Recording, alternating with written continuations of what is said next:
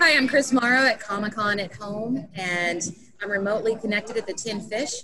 The panel is Giving Voice to Independent Creators. Hello. Hello. Hi. Please introduce yourselves and tell us where your home is. My name is Lynly Forrest. I'm the editor and producer of Hex 11, and my home is in Los Angeles, although I'm currently in Austin, Texas. I am Lisa K. Weber. I am the artist of Hex 11, and my home is Los Angeles. I'm Alston Novak. I am the artist for the comic Glitch, and my home is in Los Angeles, and I'm that. Welcome. Tell me about your panel and how it went. It went really well. This is our third time now to do the panel, and each time we have, you know, a kind of a different collection of independent artists on the panel with us.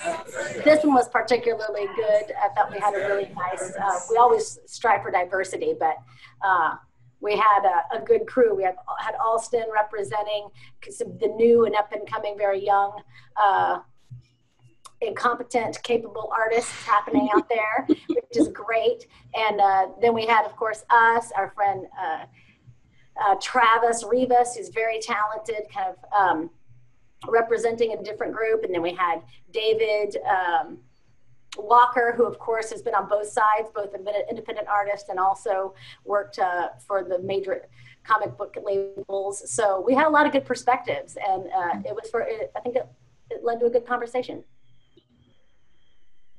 Had a really good time, talked to a lot of really good people about making comics in the industry. It was a great time. I know. We forget sometimes that we're not just like at happy hour or something. Yeah, pretty Keep it much. on task. Keep it on topic. Just a nice way to talk to your friends on camera, you know? Yeah. So how do you feel about the Comic-Con at home versus being at the convention center? Well, we're talking about that. Yeah, Do you want to speak to that, Lisa? Yeah, I mean, you know, we miss socializing, you know, we miss being able to see all of our people, all of our friends walk by the table and say hi and visit. And it's a real bummer to not be able to do that. Though I do appreciate the effort that Comic-Con is making to connect people. Yeah. Do you think because this is a free event and they call it like the freshman year because there's going to be so many people watching that haven't been to Comic-Con or had wanted to go to Comic-Con, that you might have hooked them and for the independent voice? I hope so. That would be great. You know, there's still, I mean, just like, you know, when Comic-Con is happening in the regular world, there's a lot of competition for people's attention, you know. But I think more and more there is a conversation about being able to create your own, you know, to live your own dream, and you don't really have to ask someone else's approval or permission to go and do that. And we talk to a ton of creators who come to our booth when they find out that, you know, we're self-publishing, we do everything on our own. And then they are inspired and think, oh, this is something I can do too. And so that's kind of, I mean, that's the kind of spark we're hoping to light for people. I know for me, like, I've never been to San Diego Comic-Con before. Was kind of hoping to make this the first year, but, you know, maybe next year. But in that regard, like, it's really exciting to be doing Comic-Con at home and making it so accessible. Like, I've always been the kid who was kind of watching everyone's, like, I taped this on my phone, here's like a 5-minute clip. So I think it's very cool from that perspective. Yeah. Even if we can't get the meeting everybody and actually congregating community feel, we still get that accessibility. And it is nice feedback, like, from the people. Let's talk about how you give voice to independent creators. Well, a lot of it is, like I said, it's about not asking for permission. It's about recognizing that, you know, for the first time in an incredibly long time, artists have more power than they've ever had, you know, with technology, with the internet, with social media. We have an ability to create without needing an entire infrastructure underneath us to do that. You know, we don't need to go somewhere and say, oh, print these books, or go somewhere and say, please give me access to, your channels.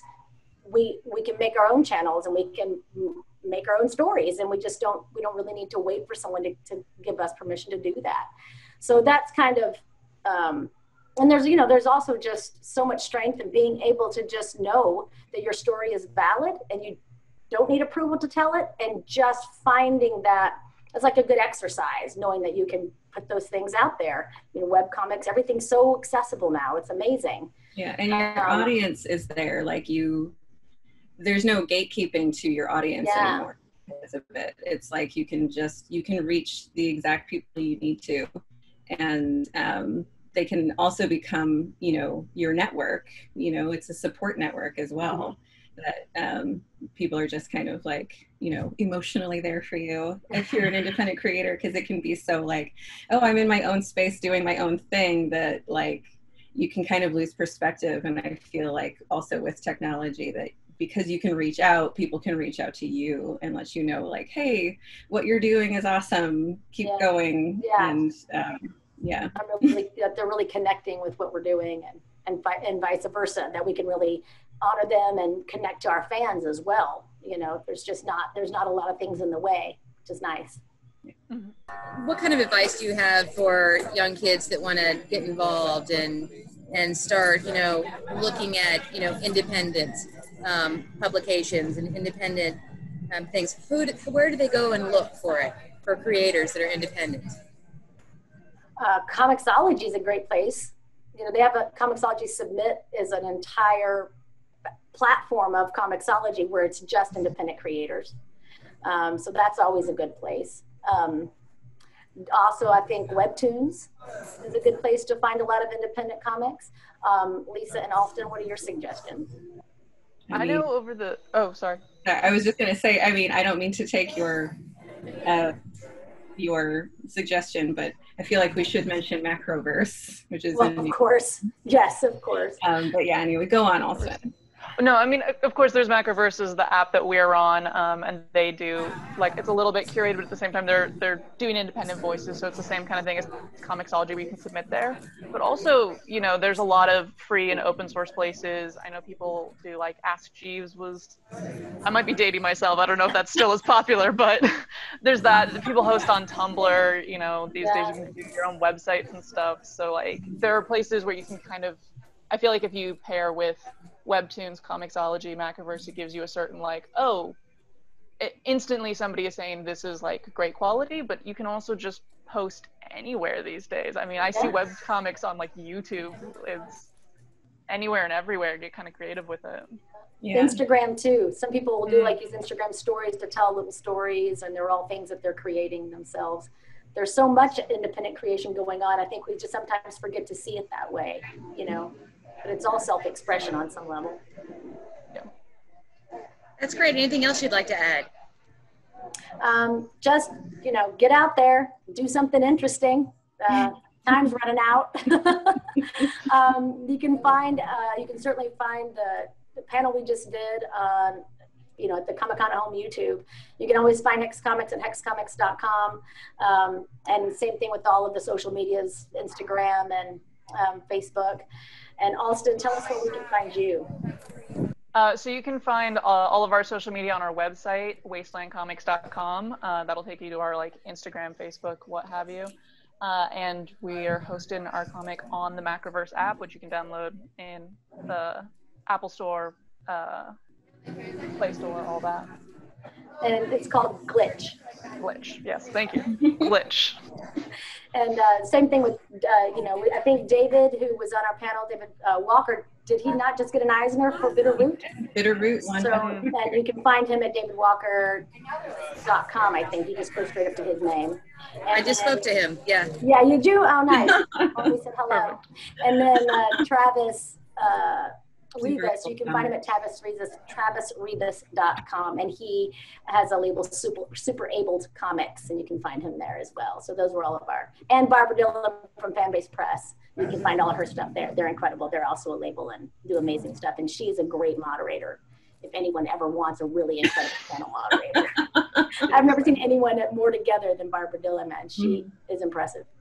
Especially with the Zoom call added, that was a whole extra level, and she's on it. I know, yeah, she's tight. It's amazing. Very impressive human. Yeah.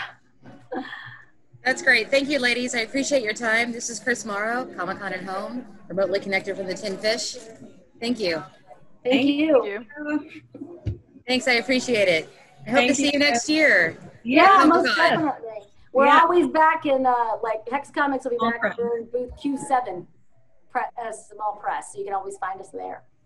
Excellent. All right. Yeah. Thank you. Thank you so All right, much. bye.